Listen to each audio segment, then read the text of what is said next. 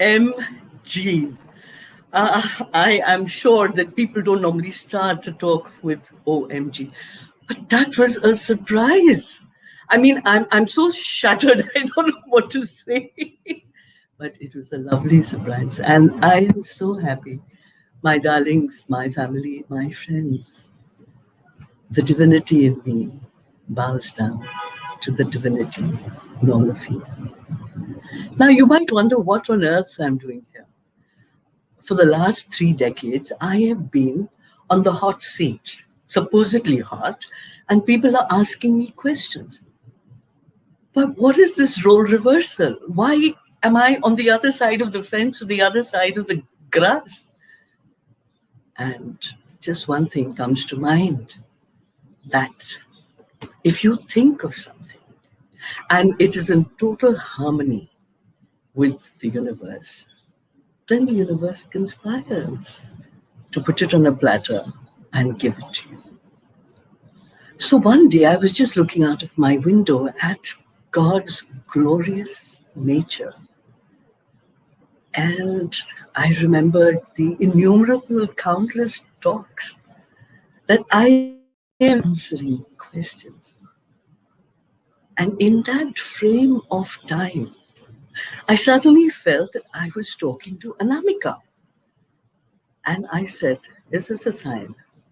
Am I supposed to be on the other side instead of the receiving end of the questions? And God is great. Here it is. And let's see how it works out, guys.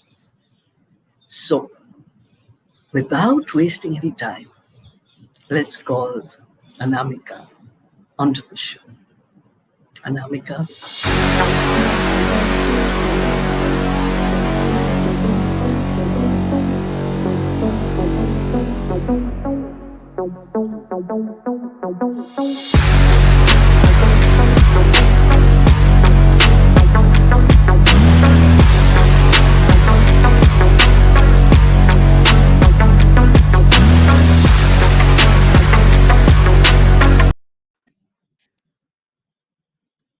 So beautiful, so lovely, Anamika. Here you are.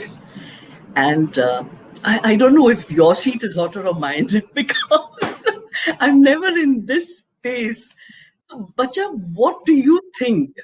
What crossed your mind when this idea of Fructify took seed and is actually right here with us? To begin with, when you said, is it my side which is hotter or yours? Are you and me separate? Are you and me separate? So let's establish. Lovely, lovely, Bacha. So beautiful. And, before we get into our intricate, interesting, inspiring conversation, let's just establish and introduce our eye-to-eye space, yours and mine. Because I just want to put all the who would believe, like just how you said that you were looking out of your window and this beautiful idea emerged, and here we are having a chat. And actually, not having a chat, this we do very often, but letting everybody into our beautiful space, becoming part of their space. But who would believe that 2 years back, I didn't know you, you didn't know me, and we were just names to each other. But how beautifully this ocean of love, ocean of oneness engulfed us when you became part of the I2I family and I became part of the I Inspire cosmos. And it was so organic that from being, two people where I addressed you as Mrs. Neerja Malik, you became Neerja Ma. And so you've already established Bacha. So we have this is a disclaimer that this is a mother-daughter conversation happening. And this is to tell everybody that you're not born with one family. You're not born with limitations. You're not born with any structure.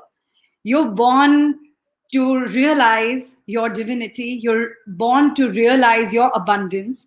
And as you walk on your path, you meet more and more and more of your soul family, many soul mothers and daughters, brothers and sisters and friends and soulmates.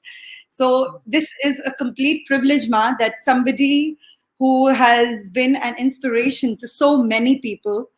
And what can we say about you? Like you say, cancer survivor, um, Conqueror, conqueror. cancer, not just cancer, let's move that, but a conqueror in Conqueror. every way. And and here I am sitting, very excitedly wanting to talk about whatever is coming in the way. So yes, looking forward to this lovely conversation and welcoming everybody else into this beautiful sacred space that we share. You know, I always believe that there's a perfect time for everything, and there is divinity, there is harmony in the universe. And I have to share this with you and all of us, because yesterday, and when I say yesterday, I mean early this morning. I was awake like maybe 2 or something, and I have to share these words with you. So, there is one life. That life is mine now. There is one mind. That mind is my mind. There is one spirit governing and directing all things. There is one presence and one power controlling everything. I am one with God, the infinite. I am one with God's peace. At the center of my being, there is peace. At the center of my being, the eternal peace forever dwells in security. A mighty God power goes before me, making easy, instant, and perfect my way. We are one. So when you say about multiple families, extended families, we can embrace the whole world. And that whole world belongs to us, and we belong to everyone.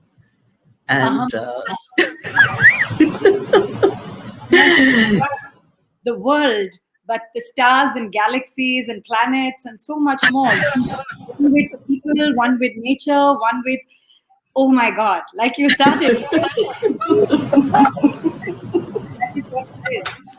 Literally. so,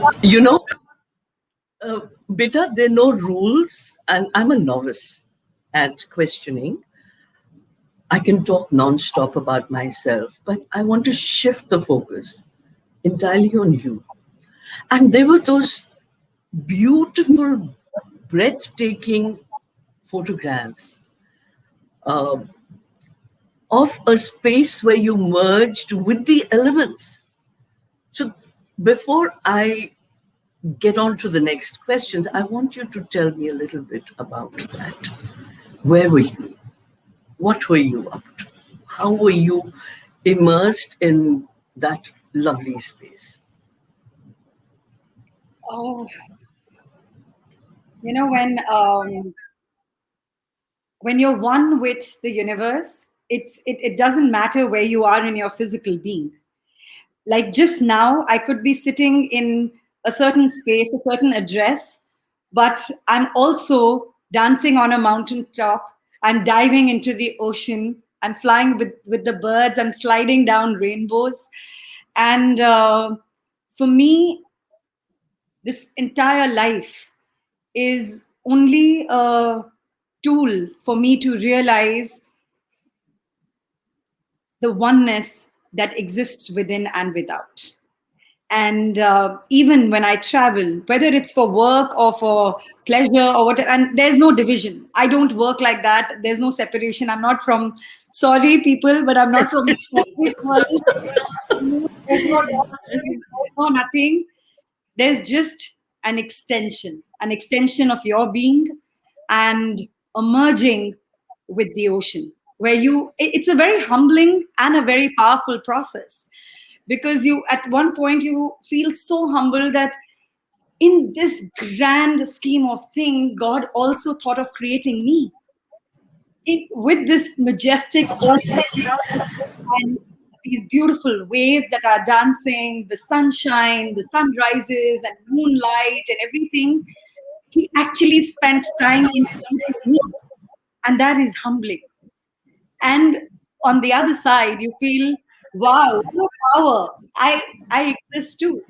And this is the eye to eye journey, that I'm nothing and I'm everything.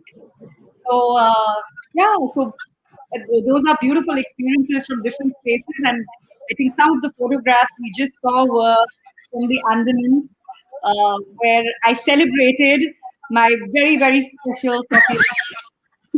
My mother.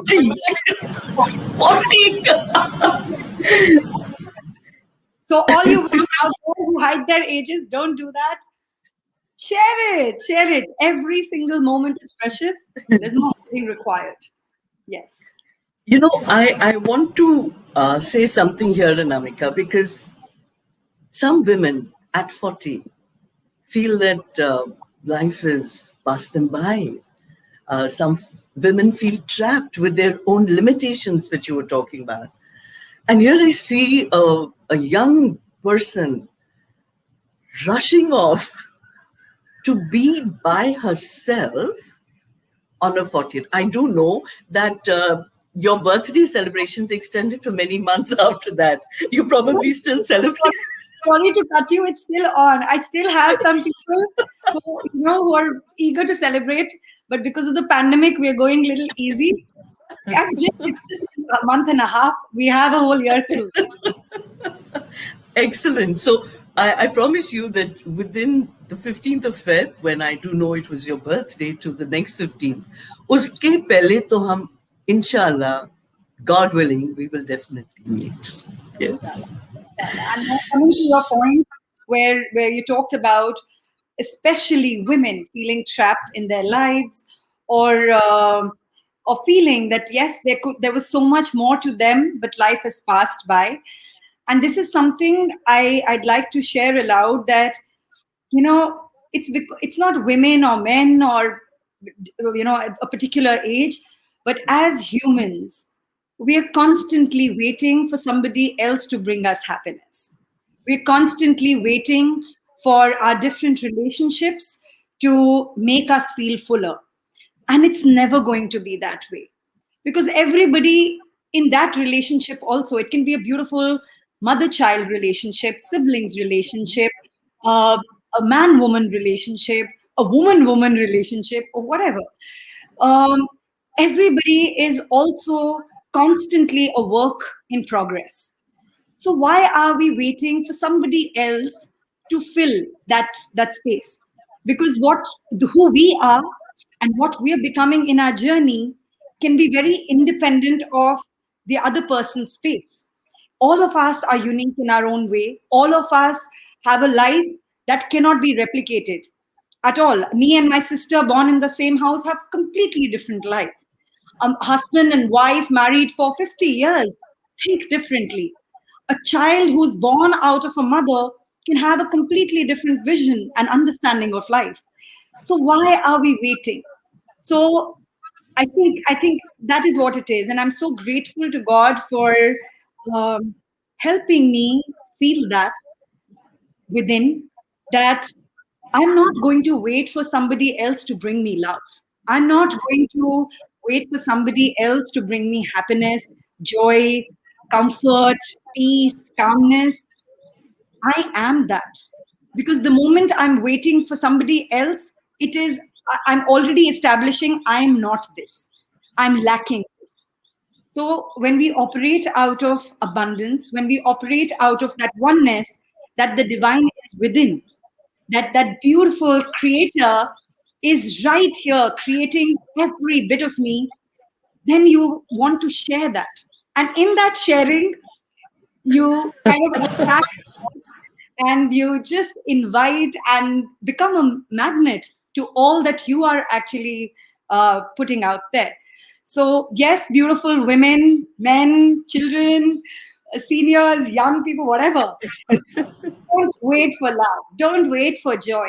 Feel it and share it. Flow with it. and and live it. So basically, if we can look for God within, everything is within. Our love is within, our fulfillment is within, our satisfaction is within, our oneness is within, and we are complete. From what I understand, and I resonate with it, we are complete in ourselves. And that is the beauty of it all. Now, I'm gonna start at the beginning. You remember that song in Sound of Music? Let's start at the very beginning. So, Bacha, I want to know how your journey, or did you always like dancing? Did you? I know at the moment you're restricted. Just my people tell me, if someone tied your hands, you wouldn't be able to talk. So I dance with my hands or my eyes or my expressions. And I'm sorry to restrict you here, but please tell me how this journey of dancing began in your Well, life. how is only the creator can answer. But well, my mother claims that I danced much before I learned to walk, and I'd like to believe actually every human is like that. A child is swaying and moving their limbs even without music.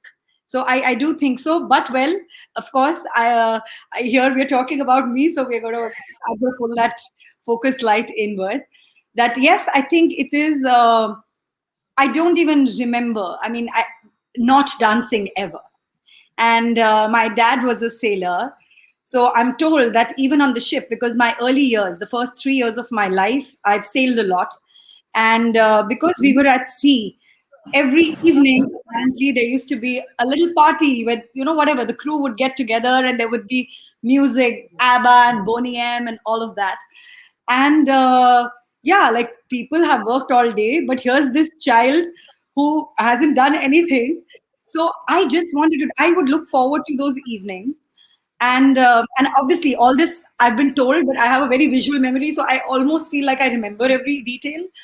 And I'm told that even when everybody would get together and there would be music playing, and once it would stop at a certain hour for everybody to retire to their rooms, I would go and slam the speaker saying, "Why has this stopped talking?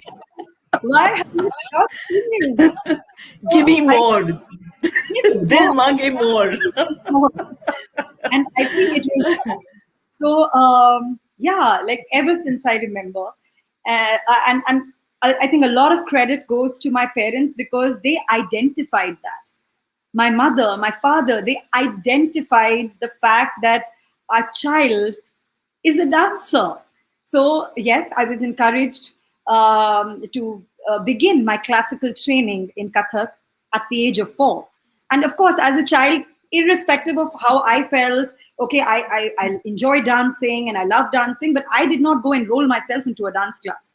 So deep gratitude to my parents for identifying that and encouraging my journey right from the time when I didn't even understand that.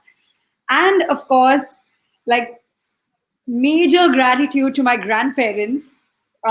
Every evening, they would sit for their evening tea at 5 o'clock, and they were not allowed to go out for their walk until they saw me dance. And yeah, Your rules. Your rules. okay, because, and I'm saying 5 o'clock simply because yes, we had homework to do and things. Otherwise, I don't think I would be dancing in any case.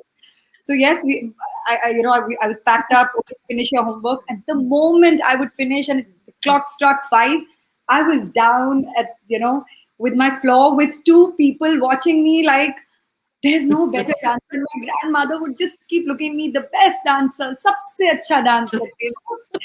And the reason I'm sharing this is because did I know back then, 36 years ago, that I'm going to be a dancer? This is what the blessing that is going to be bestowed upon me, and this is going to be my path, my career, my purpose? No. But I think I've been hugely fortunate to be born in a surrounding where I got that love, that support, that encouragement, and continue to get that even today. So I think, it's so strange that when I think about your life and I think about mine, okay, we might be many, many decades apart, but the fact that you also grew up with your grandparents, your father is in the Navy, there's so many similarities. So perhaps that is how we, just connected. And I am so grateful because now I have I feel like a mother hen with a whole brood of youngsters. And I have to admit that when I deal with the young ones, I actually feel way younger than my age. And I need to really thank you people for it. So now, Bacha, I want to know at what age did you start Ada? Wow. Anamika's Dance and Arts Academy. At what age did you start it? Ma, Ada is a blessing for me. I mean, I don't think as a human, as a mortal, it's even in my capacity to begin this journey because Ada is not just, it's not a company, it's not an organization, it's home. It's home for many, many, many people. And it's a temple for me and for many. I was 17, right out of school. I'd finished my 12th boards, and of course, like I shared, that it's from the age of 4 I started training. Again, before I even get onto Ada, I must make a mention that my school played a very, very, very big part because even as a student, I was choreographing annual days.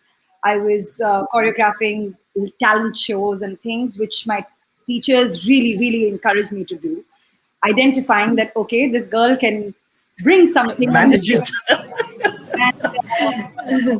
And that beautiful energy space that I lived through across years is what gave me the confidence, I think, because it just came naturally. And I think now that I look back, it wasn't really about the teacher in me, but it was about the joy that I felt that I wanted to share. That the magic that I experienced that I wanted to recreate for many, many, many more people. And that happened across school life, where I continued my training.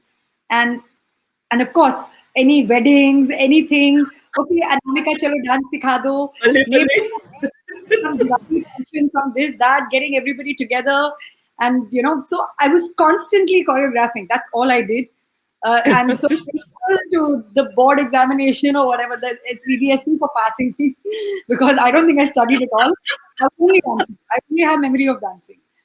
So, well, coming back to your question, neighborhood people, they told me, okay, well, garmi ki chuttiyan, it's summer holidays. Why don't you keep our kids busy and teach them some dancing? And you're so good and all of that. And okay, as a 17-year-old, I felt great. I have 2 months before I get my result, and I can earn some pocket money and enjoy dancing and everything. And that is how Ada actually happened. It was on the 6th of May, 1998, that what it just happened. It happened with 4 neighborhood children coming to me, and by the end of summer holidays, there were women and there were other kids and there were different people who were wanting to be part of that space. And that summer workshop just never ended. It's like a summer love that turned into this long drawn everlasting. Forever, forever journey. So that is So how it happened. started. So basically, I feel that what helped you along, I mean, look at your organizational capacity. For one so young, like 17 is a very tender age, and you managed to organize, you managed to choreograph, you managed to do all those things. And I can quite understand the way you have moved from strength to strength, Bacha.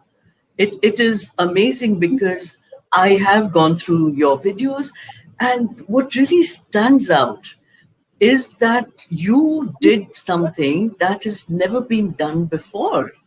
And here I am talking about the Red Fort, no less than the Red Fort. So, will you tell me how that came about, please? Okay, I'm going to share things, but I don't have answers to any hows. Just do it. You don't need to say how. We understand. So, well, that was 6th October 2006, a moonlit night. And when the Red Fort, New Delhi, reverberated with sound and music and dancing again. And the flashback to that story is that in the years before that, we were staging shows. Ada had reached a beautiful stage where there were there was a beautiful extended family, lots of students, hundreds of kids and grown-ups and people training here. And we started designing musicals. I started producing musicals, and we had some of the beautiful performances at different auditoriums in Delhi. There was Kamani and there was Siri Fort. And there's a reason I'm mentioning, because our last performance was at the Siri Fort Auditorium, which is, of course, one of the most beautiful and prestigious auditoriums. Now, 3 months after that, I was at the Red Fort Delhi to see the Sound and Light show with some people. And end of the show, they asked me, "So what did you think of it?" And I said, "Perfect." And they said, "That you thought that Sound and Light show was perfect?" I said, "I don't know about the Sound and Light show, but this venue is perfect for my next show." And they looked at Wow. me and they laughed. They literally like kind of laughed on my face saying, "Ha ha ha, this is not Siri Fort Auditorium, this is Red Fort. This is a monument. You can't be dancing here." And yes, Delhi has opened its monuments across the years to stage performances. There are performances that have happened at Purana Killa, in front of the Humayun's tomb, near Qutub Minar. But Red Fort, Delhi was unheard of. There were things that have happened outside with the sandstone at the backdrop, but nothing ever inside at the Diwan-e Khas. And it was almost like, what do you people know? Go on, laugh at me, but I could see it happening. I could see my dancers in white. I could just feel the magic, and it's happening. And 6 months after that, um, 6th of October 2006, full moon night, 300 dancers, 200 musicians, and musicians from across the border. Because again, this twisted girl, right 1 month before the show, I said, when last there was dance and music at the Red Fort, that was during Shah Jahan's time, 350 years ago. And there was no Sarhad, there was no boundary, there was no India, Pakistan. So how can I take all this, beauty and magic and everything all by myself? No, we need to share it with our neighbors. So we invited some artists from Pakistan as well. And I'm not this name where, okay, somebody calls from my office and the other person say, yeah, yeah, yeah, we're dying to work with her. Not at all. I don't know. When you said, how did it happen? I don't know. I don't know how I had one of the most amazing architects designing my stage, not a set designer, but an architect. I don't know how the entire team came together. I don't know how these 300 people of all ages, starting age 4, were at the Red Fort at 5:30 in the morning to do a practice, because the monument opens at 8:30 for the public, and we had to get out of that space. So we had these, even the 4-year-olds queuing up. How did it happen? I don't know. I don't know where the music came from. I don't know how the poetry flowed. I wrote poetry for that show, and it just flowed. And I'll make a mention here that even though I've always had this ear for Urdu, my grandfather knew Urdu, but it's not something that I've read, or I wasn't exposed to it too much. But I would just, while the show practices were on, I would just wake up from that 3 hour sleep. I got only 3 hours to sleep for 6 months every single day. And in between those 3 hours, I would wake up and start writing. And I had to actually get a dictionary from Urdu to English and all of that to even know what I was writing. And the script flowed. And I truly believe that if this can happen to me, This is something that happens to each and every person. You know, the moment we open ourselves to the universe, the moment we surrender, the moment we place our faith, saying, I know this is happening and you got to make it happen. And it happened. So that's how it happened.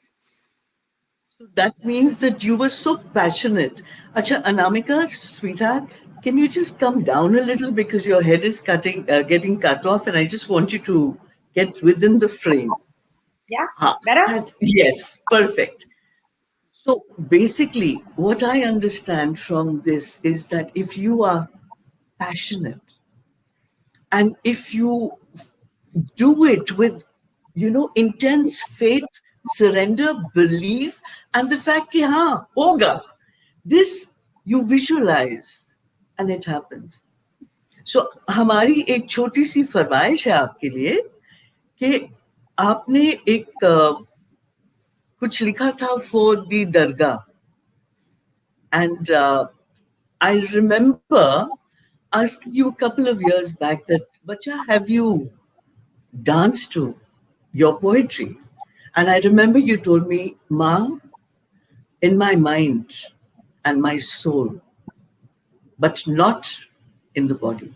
तो हमारी ये फरमाइश है कि जब आपको थोड़ा वक्त मिले, it would be beautiful if that music could be transported into your movement. And I look forward to that from you. As God wills. As God wills. All these Amin. things. Amin. Even as you're sharing these beautiful magical tales from my life, I'm just so overwhelmed, and I'm so grateful because I don't know what I've done to deserve it, and I don't know, but I'm doing everything I can to try and prove worthy of this love and magic. I'm just trying. I'm trying. God is great, Bacha. And many more years. And not only years, I think many more lives. Till Bhagwan says, Amen. okay, enough is enough. Now, tu upar aaja. Amen. Now, I want to ask you, now we've gone through this pandemic, and there are so many people who are shattered, who have turmoil in their life. They're feeling restricted with, meeting their friends, or there's so many things that pull them down, especially the youth. Because when you see something happening in a youth's mind, it gets magnified. So if love and joy can get magnified in an adult's mind, who is open and receptive to the universe and is soaking and absorbing everything in to get happiness out of it. At the same time, if there is unhappiness, misery, that can get equally magnified and pull someone who's not able to think correctly. I know that we are giving a lot of emphasis on mental health and how not to think of it as a stigma, to ask for help and to be under this umbrella that you're not the only one. There is consolation in people going through it together. Can you shed some light, Bacha, on what and how to overcome those hurdles and get to living life in a beautiful and wonderful Um, Ma, I'm just going to start in a broader way and we'll come into the pandemic story. But I feel like I turn to nature for everything. The fact that, nature goes through so many seasons and it doesn't shy away. There's autumn, it sheds all of itself. There's snow where everything freezes, becomes still. There is summer where the streams are flowing and all of that. There's spring where you have flowers blossoming, there's color everywhere, and it's constantly changing. We understand it, we accept it. We accept night and day. We accept mountain peaks and valleys. We accept that. But as humans, we want to press the pause button.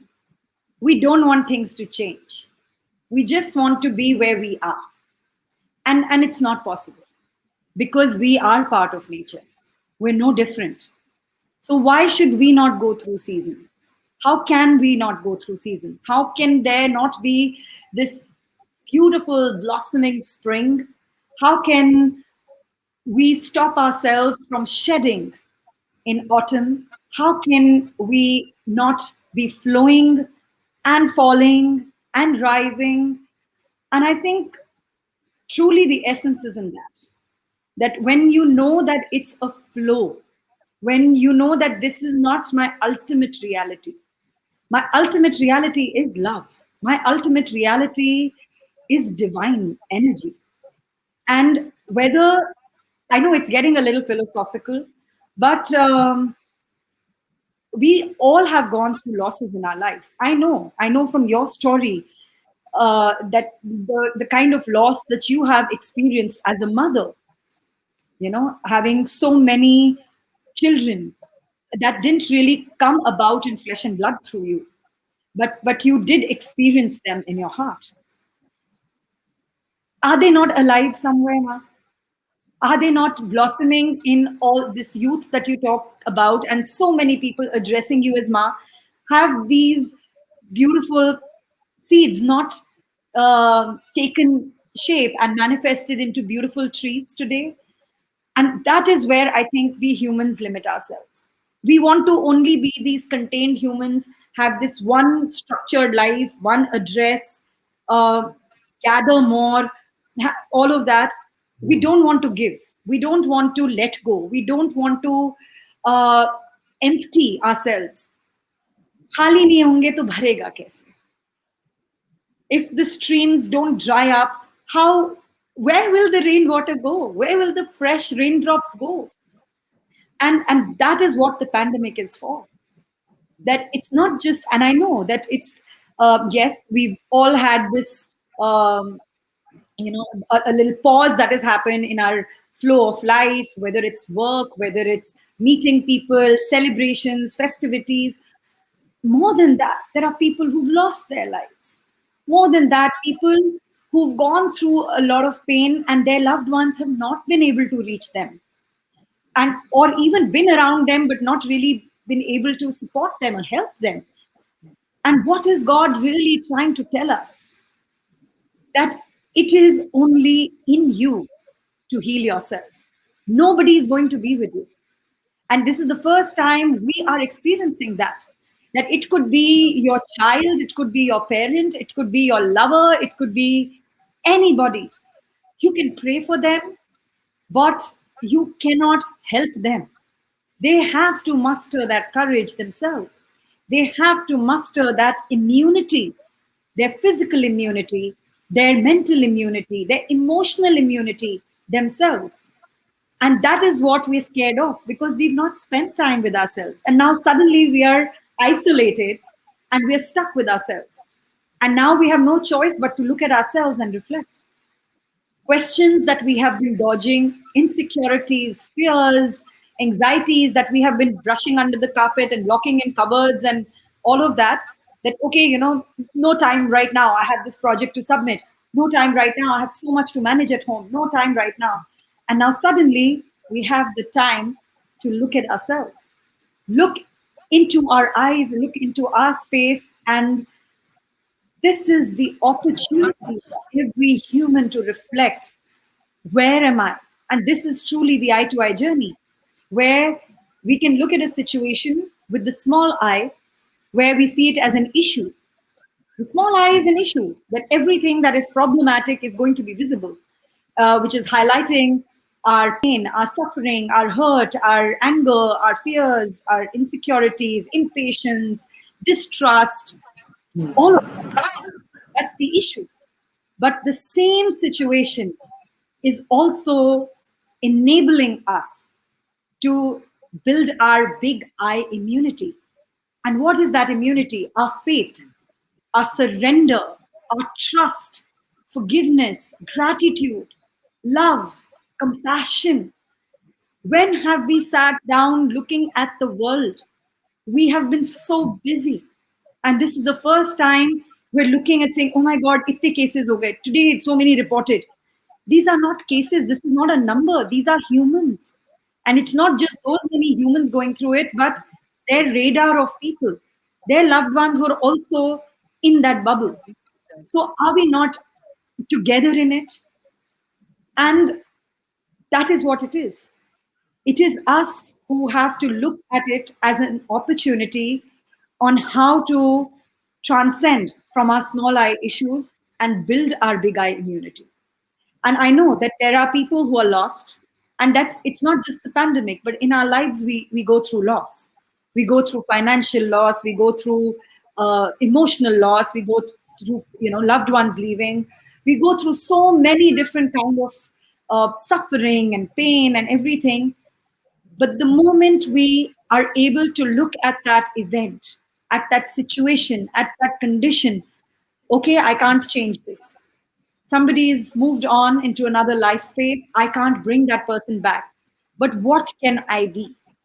And I know that for me, this journey got triggered off big time um, when my father transcended into the other space.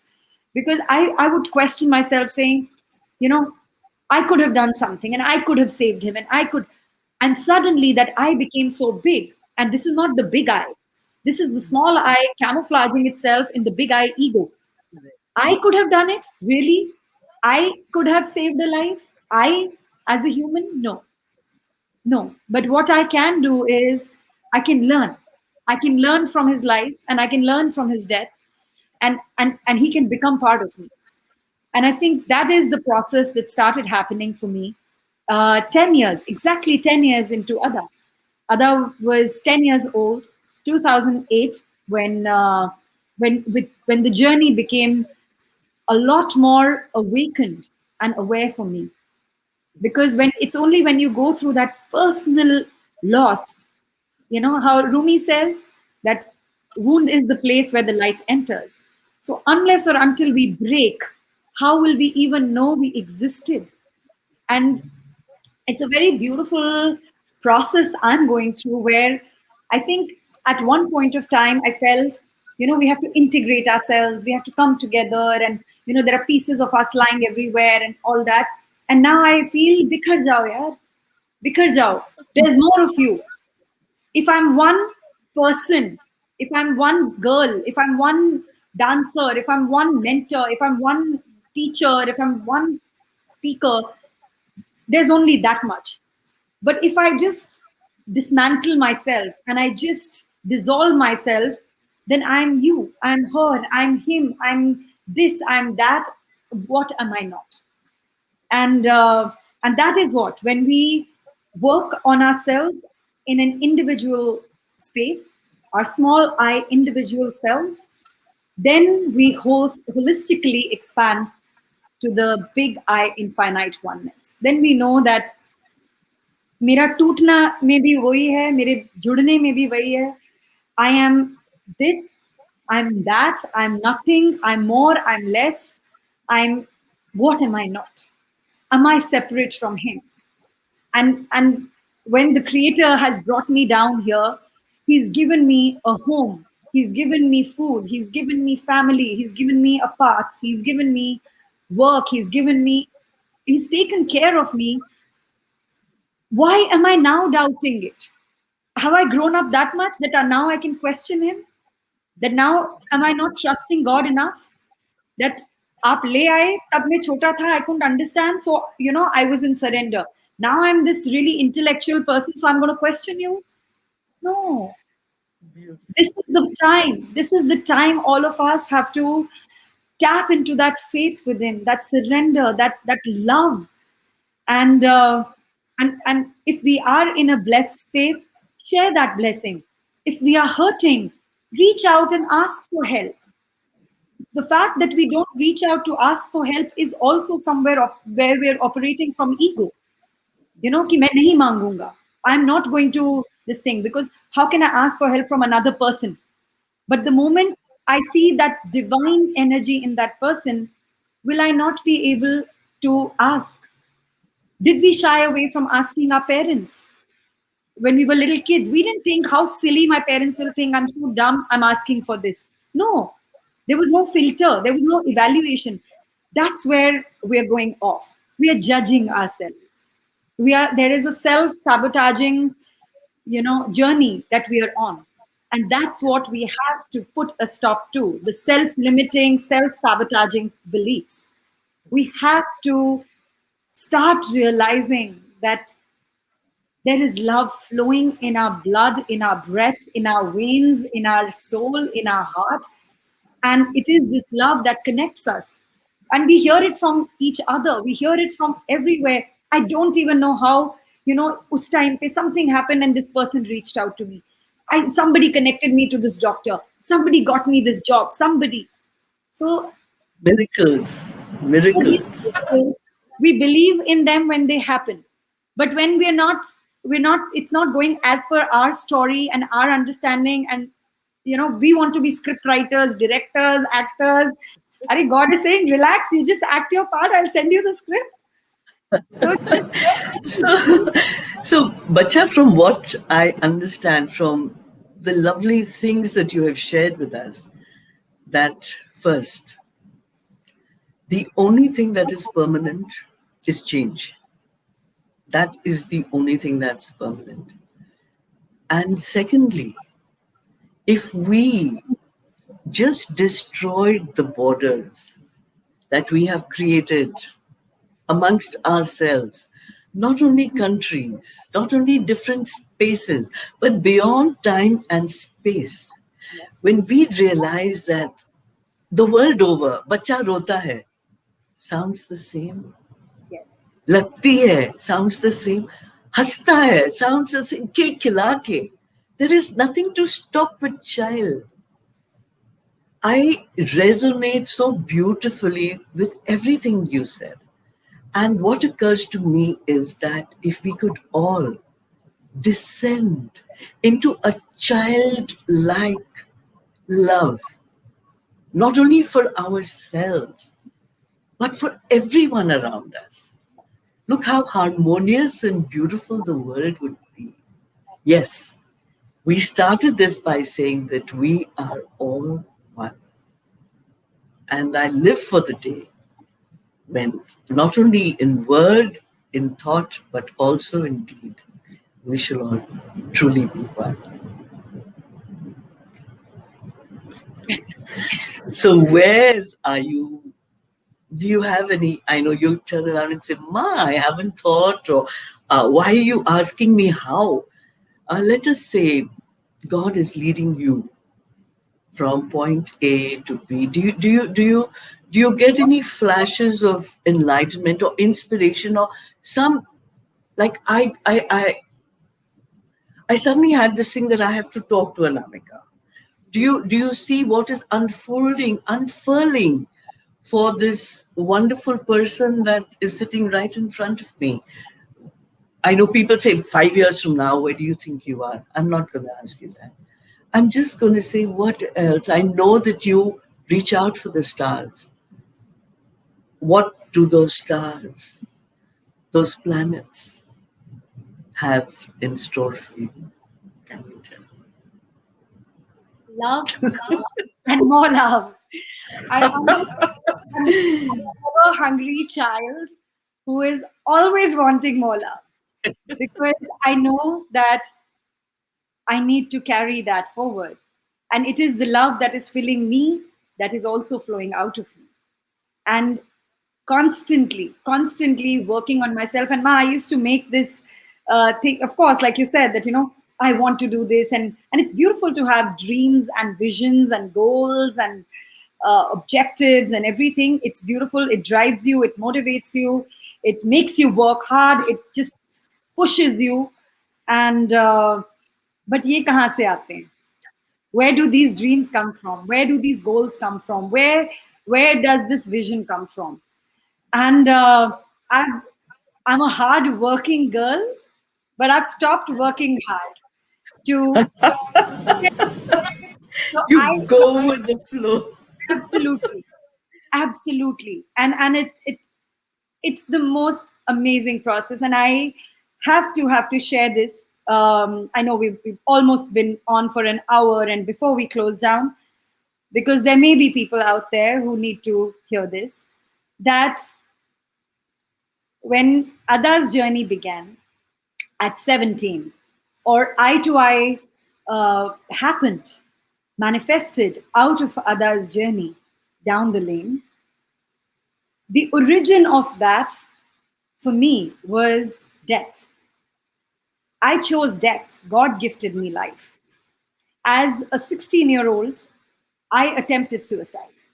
So I'm bringing us back to the mental health concern, and which is, at least now, we're talking about it openly. I'm talking, 97, when no, it was hush, hush, hush. You can't talk about these things, and what had happened?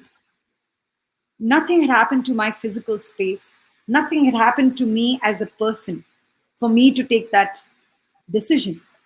I was born in a beautiful, loving family, beautiful, doting grandparents, lovely, supportive parents, lovely sister, neighbors, a beautiful school, friends, anything and everything a human needs.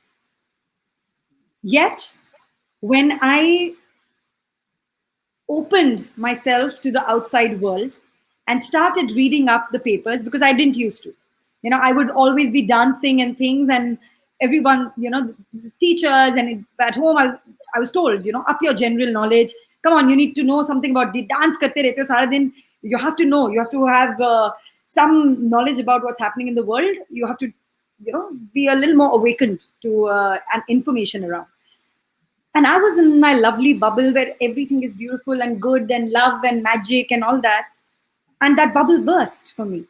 Because when I picked up the papers, it was Iraq wars, there was Kashmir terrorism, there was death, there was rapes, there was murders, there was all of that.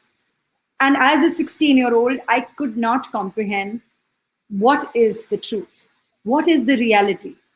Is this world that I'm living in this lovely bubble with love and protection and security and safety, is that the truth? Or what I'm reading that is happening in the world, where so many people are suffering, is that the truth? And that got personalized when I also lost both my grandparents that I was very, very close to within 6 months. And it's like the Buddha story, where he gets out of his palace and sees poverty and illness and death and everything. And that set him off to the path of enlightenment. But I was no Buddha, and I was just a little girl, and I didn't set off on any path of enlightenment. I said, I love you, God, and I want to be with you. I don't want to live in this world. And that did not mean that I didn't love the people around me or they didn't love me. But in that moment, I said, I want to be with God. I love you. So it wasn't from a broken space as a human. It was, even that was from space of surrender. And the reason I'm mentioning this is when people make comments like, oh, what a coward, didn't think of family. Oh, what a coward, didn't think what the parents will go through, what the friends will go through, what the husband will go through, what the child will go. No, you don't think. You actually don't think. I did not think. In that moment of pain, I was not thinking, how will my mother cope with her child's loss? What will my sister do across her life? What will my teachers say? What will happen to my neighbors? What will my father do? No, I did not think, because pain is so engulfing and it is real. So when people around in our lives go through pain, don't mock that pain. Don't belittle their pain. Don't think, अरे इससे क्या होता है? हमने इतना कुछ करा है. I've gone through so much. I've come out of it. Maybe you have. Maybe you have. Maybe this person is not able to gather that immunity. So be sensitive, be compassionate, be loving, be kind. And if you can't help, offer help. Get them help.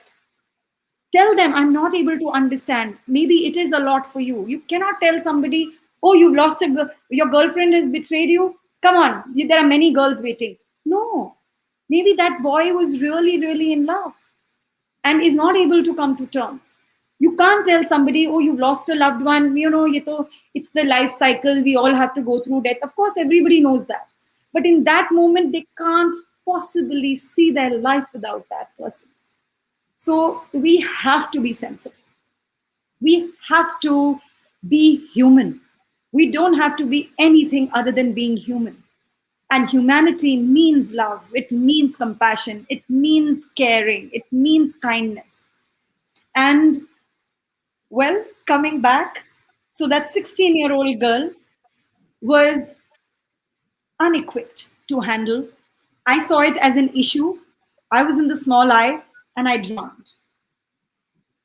God thought otherwise. He said, Chalo, U turn, no coming back. And which is why I so value this life. And it's not like I don't go through pain. In fact, till the age of 16, I had gone through nothing. After which I've lost dear ones, I've lost a dear friend, I've lost my grandparents, my father, so many people close to me. There have been emotional detachments with people.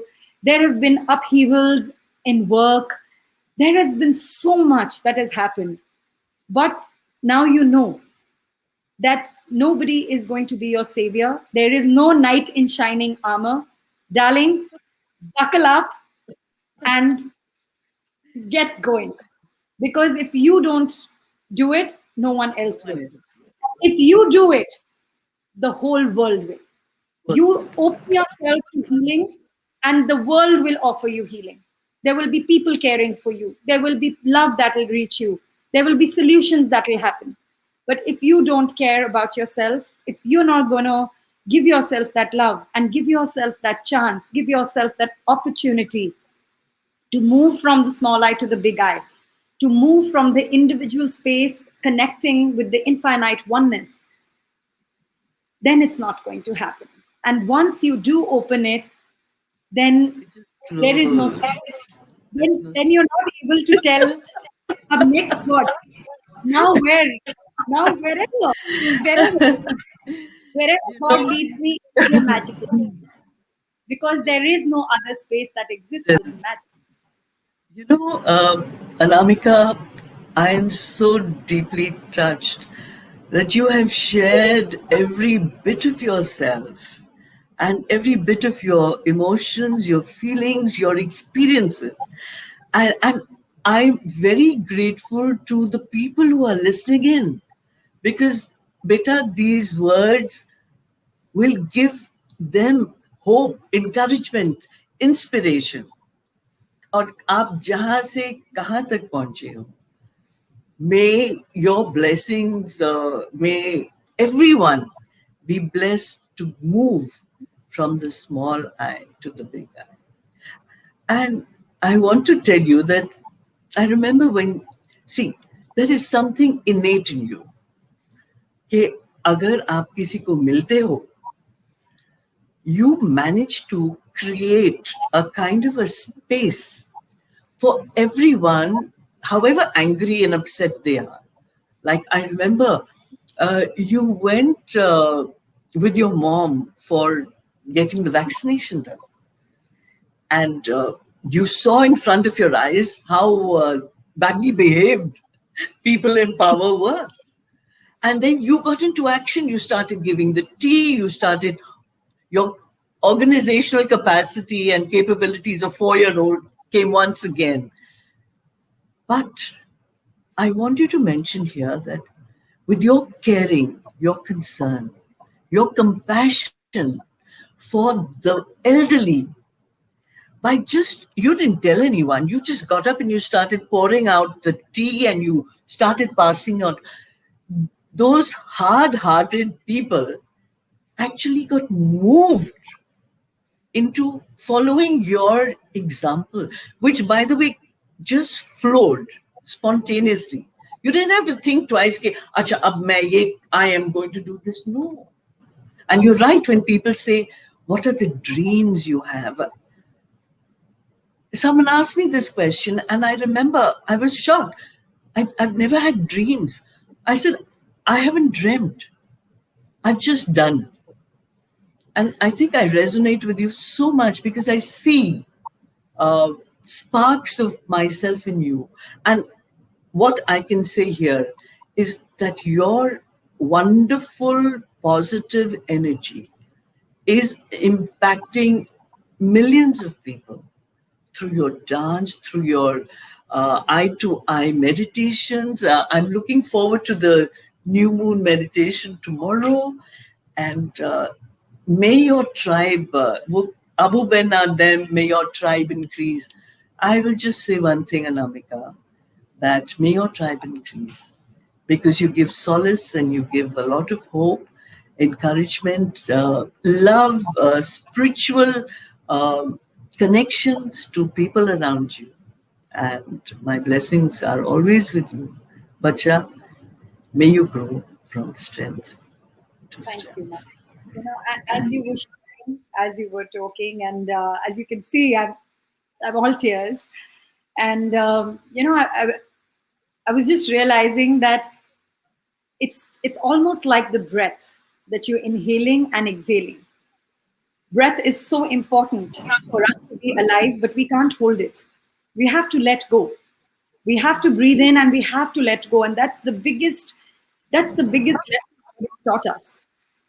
And I think that is what the entire life journey is about. That in one moment you can feel so full that you want to give and offer and share, and the next moment you're completely empty and you're out there to receive love, receive blessings, receive guidance.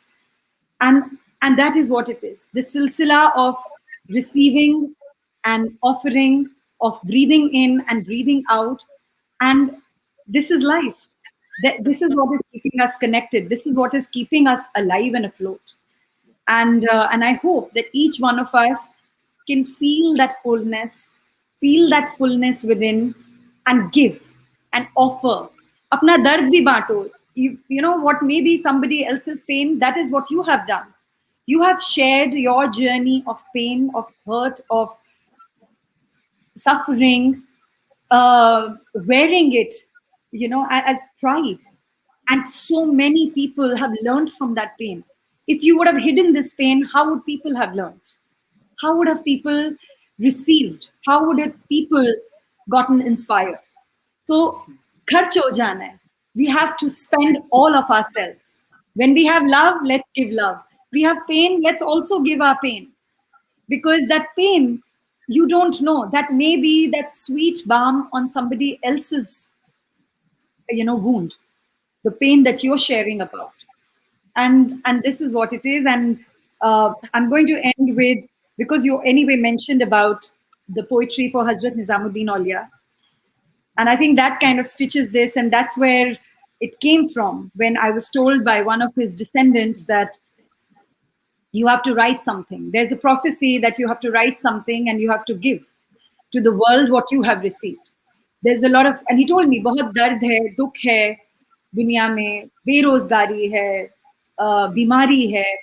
There is so much pain. And I'm just going to translate it in English for people who may not have understood that there is a lot of pain, suffering in the world.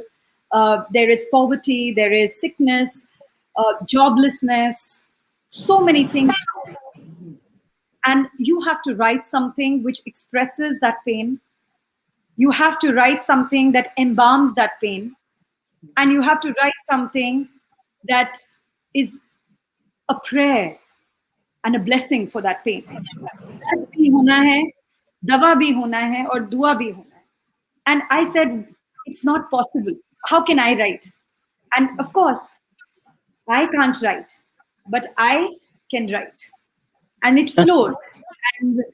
And the one of the paras, it says, मैं तकलीफ में था और तू चुप था,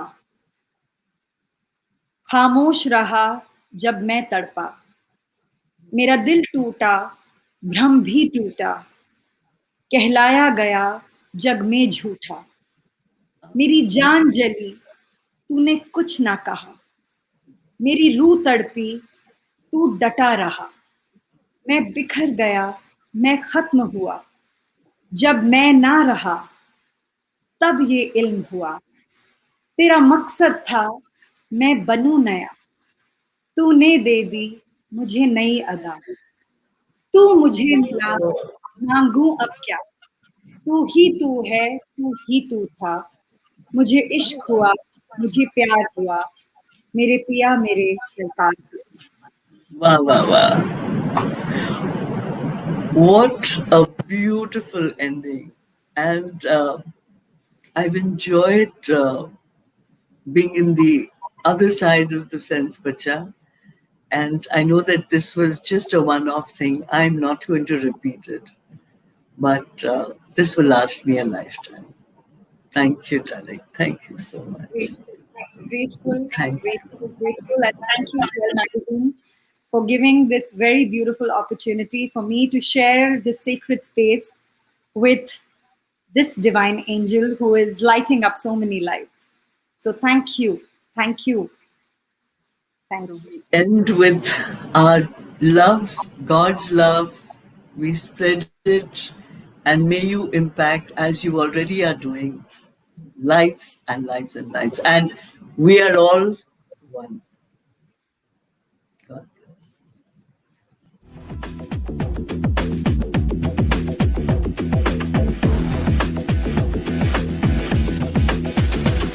कुछ करिए नस नस मेरी खोले हाय कुछ करिए